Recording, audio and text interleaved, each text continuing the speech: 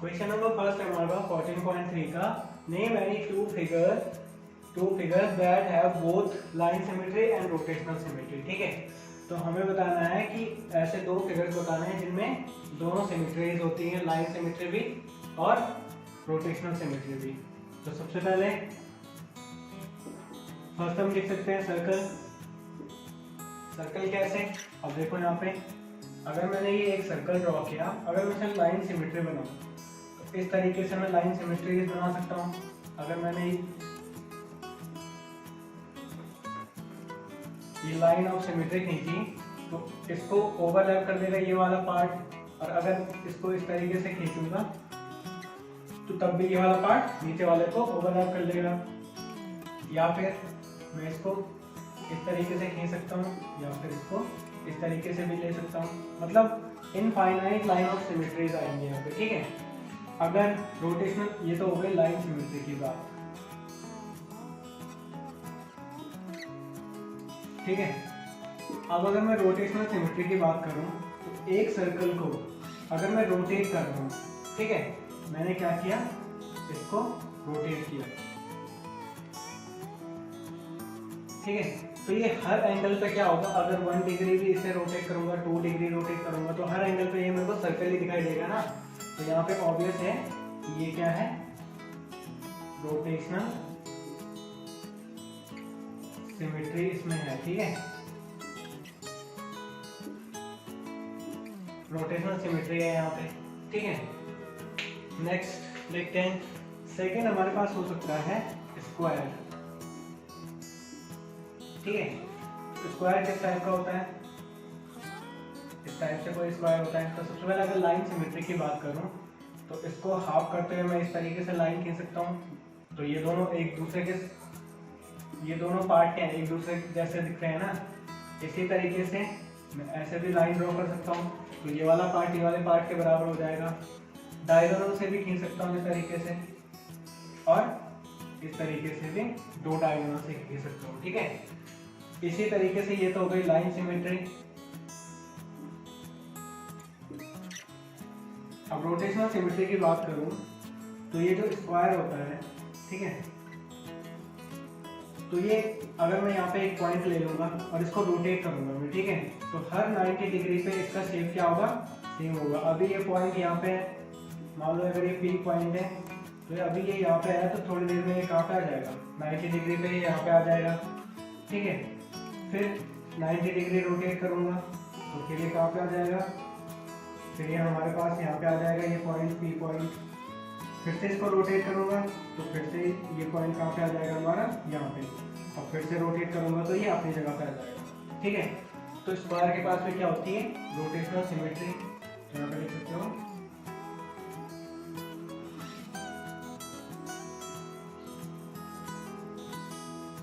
Rotational symmetry.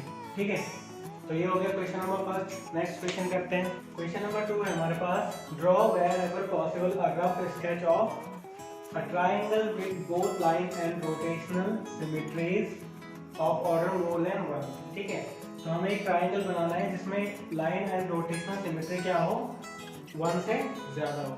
ठीक है, तो सॉल्व करेंगे तो क्या हो सकता है हमारे पास, इक्विलेटरल ट्राइंगल। ठीक है,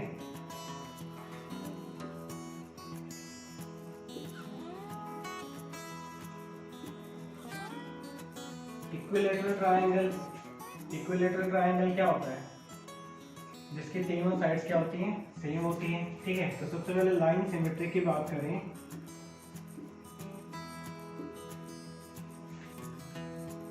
तो यहाँ पे देखो एक लाइन ऑफ सिमेट्री है, इसी तरीके से एक लाइन ऑफ सिमेट्री ये होगी, और इसी तरीके से एक लाइन ऑफ सिमेट्री ये है। तो कितनी है, 3 लाइन्स ऑफ सिमेट्री है यहाँ पे। ठीक है, अब रोटेशनल सिमेट्री की बात करें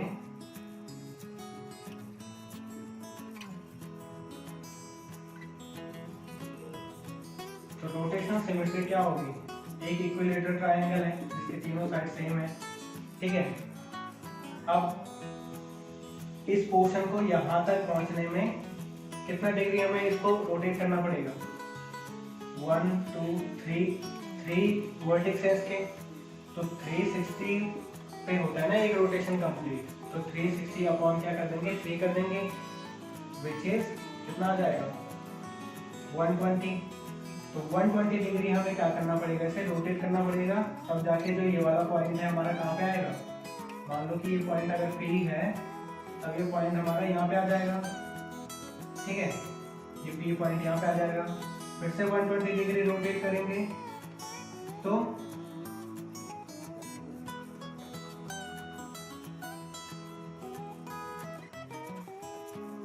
फिर से 120 डिग्री रोटेट करेंगे तो यहाँ से ये पॉइंट यहाँ पे आ जाएगा फिर से, और फिर से 120 डिग्री रोटेट करेंगे तो ये अपनी जगह पे आ जाएगा।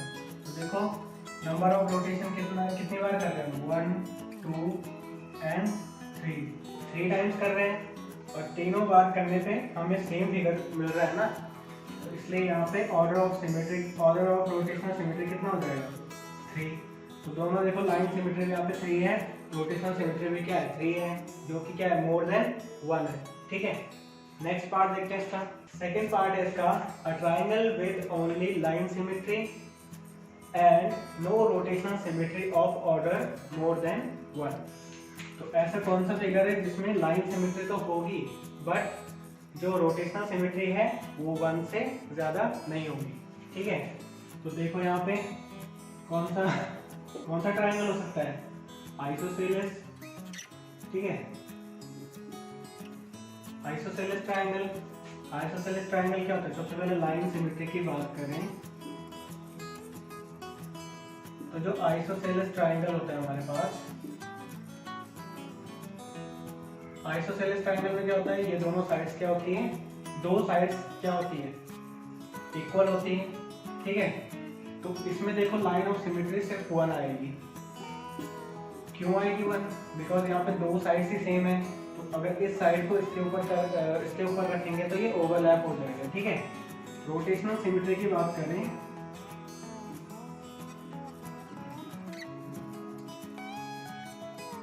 तो जो आइसोसेलेस ट्राइंगल है, ठीक है, तो इसको अगर रोटेट करवाएंगे हम तो इस वाले पॉइंट को अगर यहाँ पे पहुंचाएंगे तो एक साइड इसकी अलग है ना, तो ये ट्राइंगल एज इट इज नहीं होगा। तो इसलिए जब हम इसको क्या करेंगे 360 डिग्री मूव करवाएंगे तब जाके ये फिर से अपनी सेम पोजीशन पे आएगा। तो मतलब order of symmetry, rotational symmetry कितना आ रहा है, यहाँ पे 1 आ रहा है, बट हमें मोर देन 1 चाहिए। तो यहाँ पे आइसोसेलेस ट्राइंगल ऐसा है जिसकी रोटेशनल सिमेट्री 1 होती है, ठीक है, और इससे ज़्यादा नहीं होगी। तो ये हो गया सेकंड क्वेश्चन। नेक्स्ट चलते हैं। थर्ड पार्ट है हमारे पास a quadrilateral with a rotational symmetry of order more than 1। एक क्वाड्रिलेटरल बनाना है हमें जिसकी रोटेशनल सिमेट्री क्या होगी, मोर देन 1 होगी, but not a line symmetry, और उसमें कोई भी लाइन सिमेट्री नहीं होनी चाहिए, ठीक है। तो क्या हो सकता है हमारा इसका आंसर, एक पैरेललोग्राम,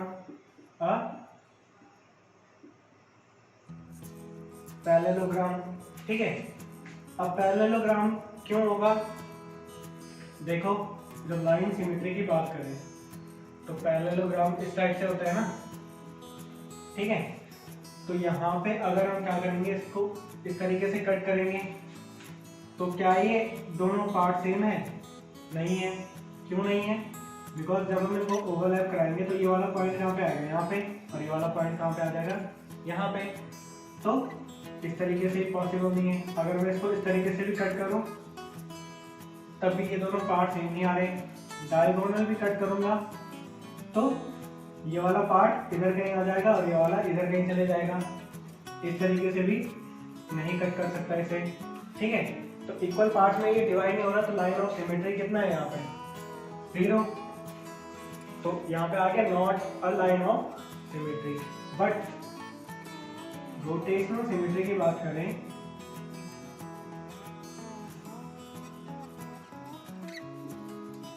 रोटेशनल सिमेट्री की बात करूं मैं अगर एक पैरेललोग्राम की, ठीक है, इस तरीके से एक पैरेललोग्राम है हमारे पास। तो अब देखो ये वाला पॉइंट जब मैं इसको 90 डिग्री क्या करता हूँ, रोटेट करता हूँ, तो ये इस तरीके से हो जाएगा। ये वाला पॉइंट कहाँ पे आ जाएगा, यहाँ पे, ठीक है। फिर से इसको 90 डिग्री रोटेट करूँ तो ये वाला पार्ट कहाँ पे आ जाएगा, ये वाला पार्ट यहाँ से यहाँ पे आ जाएगा।